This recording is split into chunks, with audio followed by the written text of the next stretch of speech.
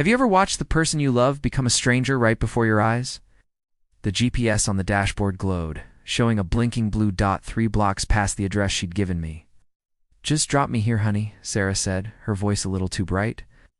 "It's easier." I pulled the car over on North Clark Street, the Chicago air thick and heavy. She leaned in, gave me a quick, sterile kiss that felt like a business transaction, and got out. I watched her walk away, her silhouette shrinking under the streetlights, not towards her friend's building, but in the opposite direction, towards a luxury high-rise I didn't recognize. My heart hammered against my ribs.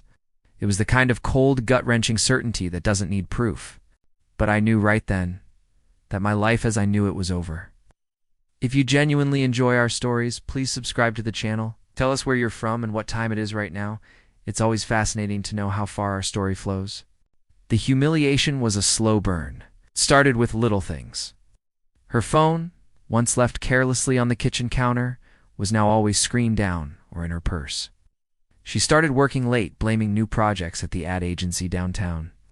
When I'd call the office, her assistant would sound flustered, telling me she'd just stepped out. Then came the receipts I found while cleaning out her car dinners for two at Gibson S Bar and Steakhouse on a night she told me she was eating at her desk. The charges were always followed by a late-night Uber ride from a block away.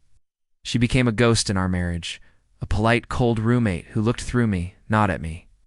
The villains, her, and whoever he was, felt untouchable, wrapped in a bubble of their own arrogance. I was just the collateral damage, the fool paying the mortgage on our Lincoln Park brownstone while she built a new life behind my back. The breaking point came on our anniversary. I'd booked a table at Alinea, a place we dreamed of going for years. She canceled an hour before, a flat text message, "So sorry. Swamped at work, rain check." I sat in our living room, the silence screaming at me. That's when the carefully constructed dam inside me finally broke. It wasn't loud, just a quiet, complete shattering. The grief was immense, but underneath it, something else was taking root, something cold and hard and sharp. Revenge. Not the hot, messy kind, but a slow, calculated dismantling of the life she thought she was so cleverly hiding. My grief turned into fuel. I became a detective in my own life. I hired a private investigator, grizzled axe cop who operated out of a dusty office in the Loop. He was expensive, but worth every penny.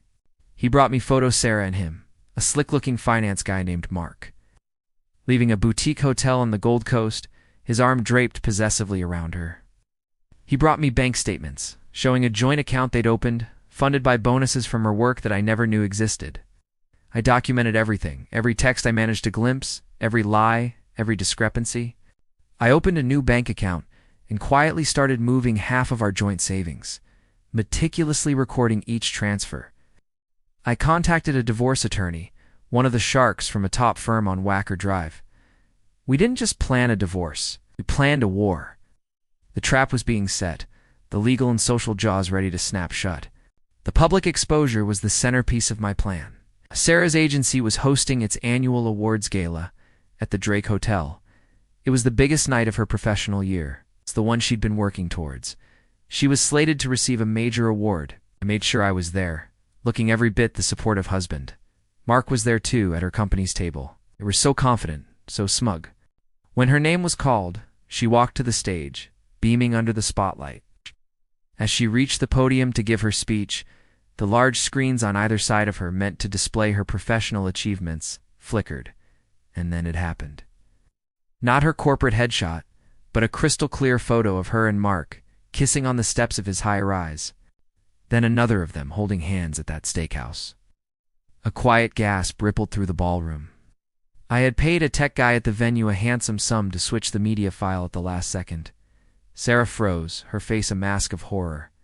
Her boss, the CEO, was staring at her, his expression turning to stone. Mark looked like he wanted the floor to swallow him whole. She tried to speak, but no words came out. She just stood there, exposed and utterly ruined in front of her entire industry. She was fired the next day for violating the company's code of conduct and misusing company funds. Those bonuses were for client entertainment, not secret getaways. The divorce papers were served to her the same afternoon. Our joint accounts were frozen, and the evidence of her financial infidelity was undeniable. She lost her job, her reputation, and, in the settlement, the right to any of my future earnings and a significant portion of our shared assets. She was left with nothing but the consequences of her choices.